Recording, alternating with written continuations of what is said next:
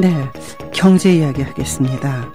신동빈 롯데그룹 회장이 다시 한번 허리 90도로 꺾었더라고요. 총력전을 기울이고 있습니다. 롯데 이미지를 살리기 위해서. 오정근 건국대학교 금융IT학과 특임교수, 한국경제연구원 초빙연구위원과 말씀 나누겠습니다.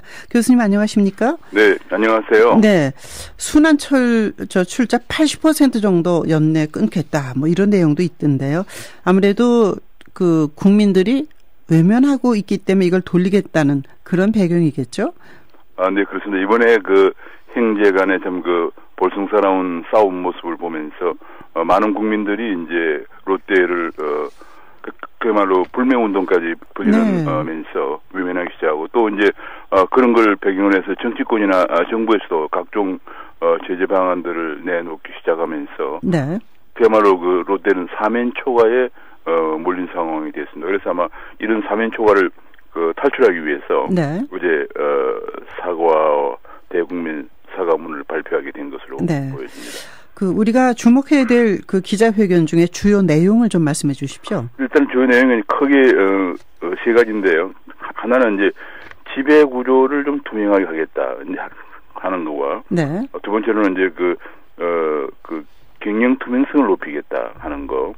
세 번째로는 이제 우리 그 국민들에게 사과를 하면서 네. 사회 공헌 프로그램을 확대하겠다. 이 세 가지인데 네. 지배구조 투명성을 제고하기 위해서 일단 가장 큰 것 중에 하나 지금 현재 그야말로 그 스포트라이트를 받고 있는 것이 호텔 롯데를 공개하겠다는 얘기를 했어요. 네, 상장한다는 거죠. 네, 주식 시장에. 지금 현재 네. 그 호텔 롯데가 상장이 안 돼 있는데 이게 뭐 엄청난 파급 효과를 가져올 수 있는 거고요. 네. 그 외에 이제 아까 말씀하신 대로 롯데가 현재 한국에 80개 계열회사를 갖고 있는데 약 400개가 넘는 순환 투자 꼬리로 형성돼 있기 때문에 이 부분을 금년 말까지 80% 해소하고 네. 중장기적으로는 지주회사 체제로 가져가겠다 이제 그런 네. 얘기를 했고요. 그래서 아마 그다음에 이제 현재 이번에 문제가 된 것 중 하나가 신격구 총괄회장이 그야말로 손가락으로 지시해서 결정하는 그런 거를 이제 지향하고 이사회라든지 주총을 통해서 중요한 그야말로 적부반 절차를 통해서 의사결정을 하기 위해서 네. 롯데그룹 내에 비업문화 개선위원회를 설치하겠다 뭐 그런 얘기를 했습니다. 예. 근데 이제 뭐 일부에서는 신동빈 회장의 사과와 경영구 투명화 계획이 이제 국정감사 곧 열리잖아요. 증인으로 뭐 채택돼서 가서 그냥 혼도 나고 뭐 얘기도 하고 그래서 예. 이런 압박을 피하기 위한 면피용이 아니냐. 이런 이제 의심의 눈초리가 그동안 재벌들이 했던 것에 비추어서 다시 의심하게 되는데 이게 정말 그 의미 있는 부분도 있고 미흡한 부분도 있을 텐데요. 네, 가장 중요한 것은 이것이 사실상 현재 일본에 있는 신동주 전 부회장하고 아직까지 주총이라든지 여러 가지 해결되지 않은 과제가 전 남아 있는 속에서 그렇죠. 마치 이제 롯데그룹을 본인이 이제 다 통할하게 된 것처럼 이제 그야말로 대세론이죠. 그런 대세론을 밀고 나가는 모습을 보였습니다. 그러니까 굳히기 작전에 들어간 듯한. 네. 그렇습니다. 그러니까 좀 아쉬운 점은 세 부자가 합의를 본 다음에 앞으로 롯데를 이렇게 하겠다 했으면 더욱더 좋은데 아직 그런 경영권에 관한 분쟁 절차 아주 중요한 절차가 전혀 해결이 안 되고 있는 속에서 이런 발표를 했기 때문에 이 발표가 지금 말씀하신 대로 무슨 국정감사를 앞두고 했다든지 이런 오해를 살 수가 있고요. 그 의미가 그렇게 아직 합의를 전혀 3부자 간의 합의가 없는 상태이기 때문에 의미가 그렇게 크지는 않다 이렇게 보여집니다. 네. 가화만사성이라고 가정안이 화목하게 잘 돼야지 모든 게 잘 이루어지는데 가정은 파탄난 채로 있고 그러면서 밖을 향해서만 얘기하니까 사실은 이제 시민단체도 불매운동에 나서고 그 소상공인 연합회는 롯데카드 거부운동까지 펼치고 그러지 않습니까? 네, 그렇습니다. 그런데 이제 여러 방송에서 일부 패널들이 계속 신동빈 일단 회장이라고 부르죠. 네네. 회장의 일본식 한국어 발음 이것에 대해서 지나치게 문제를 삼는 것 같다고 저는 생각합니다. 미국에 일찍 가가지고 거기서 돈을 많이 벌어서 우리나라에 투자한 사람이 한국어보다는 영어가 익숙할 때 우리가 거부감을 느끼나 하는 생각을 해보면서요. 물론 일본이란 나라에 대한 우리의 역사적인 아픔과 그것 때문에 그런데 그거보다는 이 내용들을 제대로 실천할 것인가가 중요하지 않겠습니까? 네, 그렇습니다. 지금 말씀하신 대로 지금 이제 일부 이제 종편들 같은 경우에는 지나치게 네. 흥미 위주로 지금 그렇습니다. 가져가는 그런 경향이 있습니다. 사실 그건 문제가 아니고 지금 이제 뭐 삼성전자도 중국에 나가 있고 현대차도 중국, 미국 다 나가 있거든요. 네네. 지금 사람들이 그 중국말을 하는 거 아니에요. 네. 또 한국에 들어와 있는 뭐 르노 삼성이라든지 혹은 신한은행 등등 많이 와 있기 때문에 네. 이제는 그런 건 너무 이제 그 중요한 건 아니고 흥미주로 가면 안 되고 지금 말씀하신 대로 네. 어제 얘기한 것들을 제대로 실천할 것인지 그렇습니다. 또 실천하기 위해서 그야말로 형제 간의 싸움을 어떻게 원만하게 합의를 봐서 해결해 나갈 것인지 네. 이런 문제가 중요하고 또 더 큰 문제는 직간접으로 35만 명을 고용하고 있는 그렇죠. 그나라 세계 5위이기 때문에 네. 우리 경제에 미치는 파장을 최소화하면서 원만한 해결을 하도록 이렇게 지도적으로 개선해 나가야 되는데 너무 흥미 위주로 또는 너무 좀 정치적으로 네.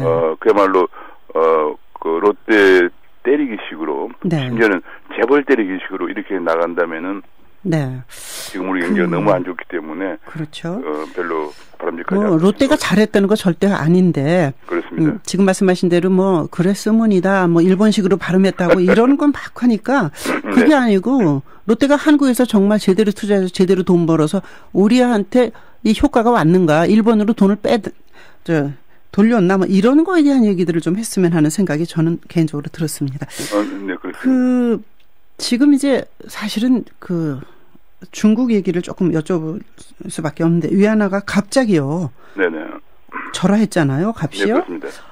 우리 경제에 어떤 영향을 미칠까요? 지금 이제 중국도 지금 금년 들어서 7개월째 수출 증가율이 마이너스였거든요. 네. 마이너스였고 이제 지금 이제 1분기, 2분기 겨우 7% 성장률을 방어했는데 하반기에는 6%대로 하락한다는 것이 거의 뭐 지배적인 전망이고요. 네. 심지어는 그것마저 미국 일각에서는 중국 통계를 믿지 못하겠다는 얘기가 나올 정도니까 네. 중국으로서는 이제 환율을 절하해서 수출 증가율을 일단 높여야 되는 그런 절박한 상황이 됐습니다. 그런데 문제는 네.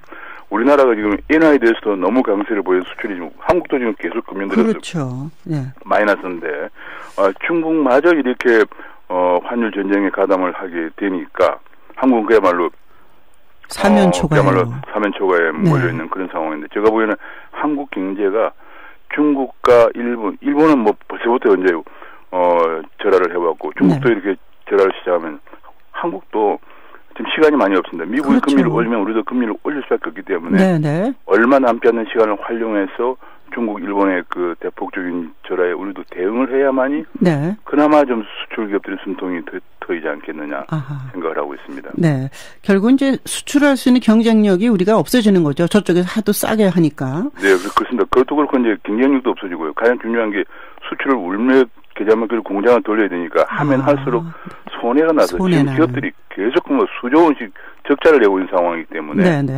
연구개발도 못하고 고용도 못하고 일본은 엄청난 그 기업 이익이 생겨서 연구개발도 지금 연구개발을 강화하고 고용도 늘리고 있는 그런 상황이라서 우리가 정말 아베는 밉지만은 아베노믹스에 대해서는 우리가 배워야 할 것은 배워야 한다. 중국까지 이렇게 나오는 상황이기 때문에 지금 실기하면 안 된다는 생각을 가지고 있습니다. 너무 촉박했어요. 기회가. 아베가 정권 잡아서 돈 막 풀어가지고 경제 살릴 때 아베노믹스 이거 잘 되나 보자 했는데 결국은 효과는 있었거든요. 그 얄미운 아베지만요. 그렇습니다. 아까 그 롯데 얘기에서 끝에 한 가지 여쭐게요. 결국은 한 416개의 순환고리 출자를 80% 정도 한 300개 정도를 끊어낸다면 빠른 시간에 그것이 가능할까? 그리고 거기에 도는 돈이 7조 원 정도인데 그게 가능할까? 어떻게 보십니까? 저는 이것이 그렇게 바람직하지 않다고 생각합니다. 여론몰이 때문에 그런 건데 사실은 순환 출자라고 하는 것이 미국 간데도 뭐 거의 미국 간데는 이제 한국처럼 많지는 않지만 있고요. 우리나라 이렇게 순환 출자가 많은 것 중에 하나 이번에 삼성과 엘리엇 싸움에서 보여준 것처럼 기업 경영권을 방어할 수 있는 수단을 전부 봉쇄해두고 있기 때문에 그런 한 건 할 수 없이 이렇게 이제 하고 있는 이걸 해소하는데 7조 원이 들고 삼성 같은 경우도 해소하는데 10조 원 너무 들거든요. 네. 지금 이제 일자리가 없기 때문에 예. 투자를 더 늘려야 되는데 네. 이런 거 해소하는데 뭐 거의 재계 전체로 하면 몇십조 원이 드는 상황이기 때문에 네. 지금 우리가 이런 것은 순차적으로 해 나가는 것이 바람직하고요. 네, 네, 알겠습니다. 지금은 일자리를 만드는 것이 더 급하지 않나 생각해 봅니다. 알겠습니다. 재벌이 그동안 잘못한 게 많아서 자꾸 이러는데 지금 참 어려운 상황이긴 한 것 같습니다. 고맙습니다. 건국대학교 오정근 교수 말씀 들었습니다. 7시 23분 20초입니다.